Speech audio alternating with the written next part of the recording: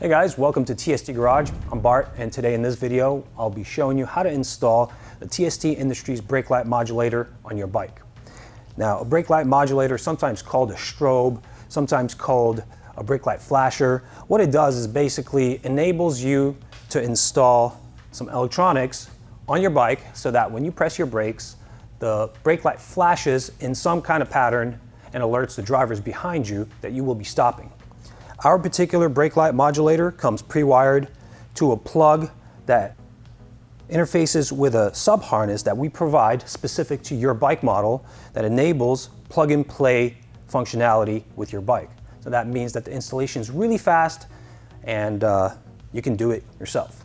Now, the electronics inside, we do have the ability for you to program this unit to 3 different functions and then subsequently adjust the rate of the effect to your liking. Our first programmable mode is strobe alert. This mode will produce 9 flashes and then stay solid for the duration of the brake engagement. Second one is intermittent pulsar.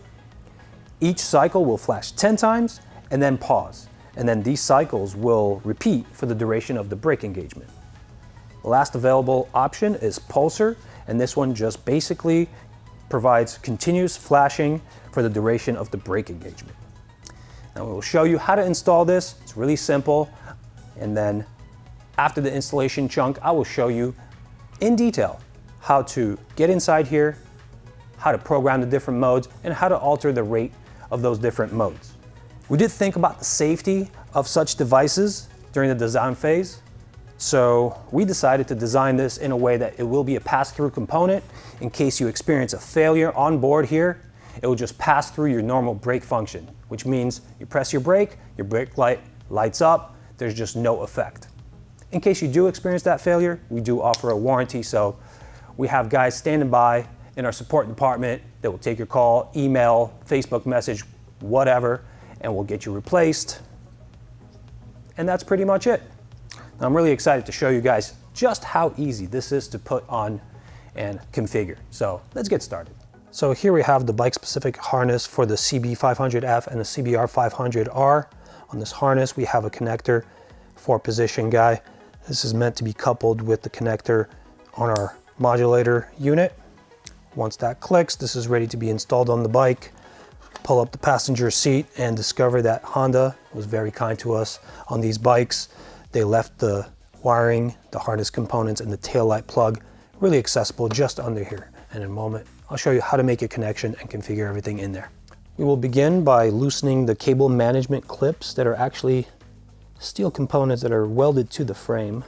Just have to push back on them to make enough of a gap to withdraw our harness out of there and stretch it out a little bit until we find this boot here. Now this covers all of these connections down here. You have your signals, you have your license plate light, but on most of these that I've seen, the tail light plug is sometimes in there, sometimes it's not. It is a little bit longer, so you could just pull it out of the boot, press on the locking feature, withdraw that plug, and now we are ready to plug in our modulator.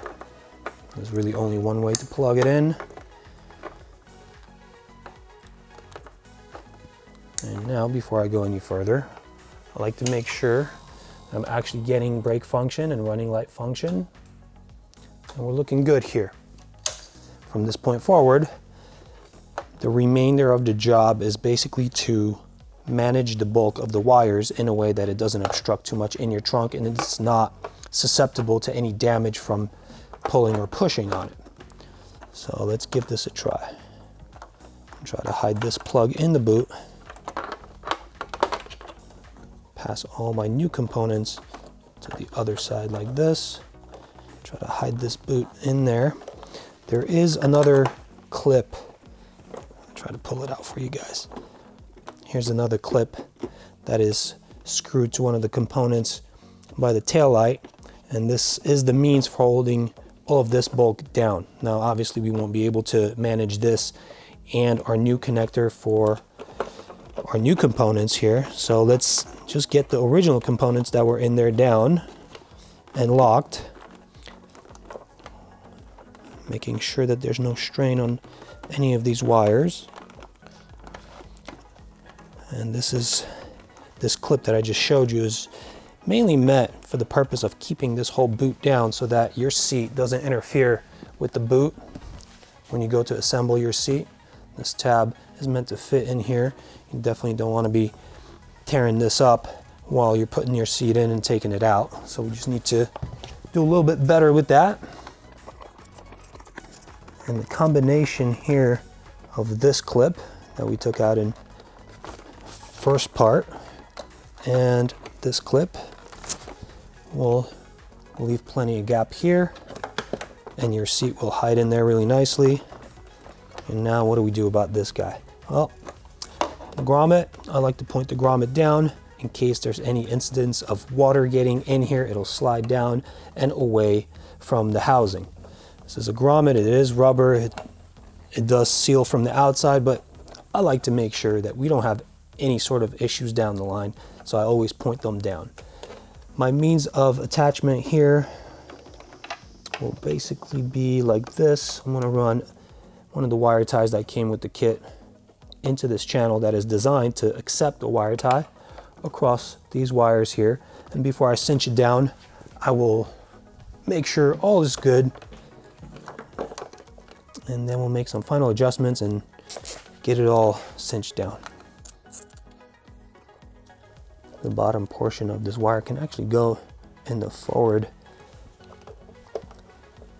cable management clip and get pressed back down, and then I'll hold it here.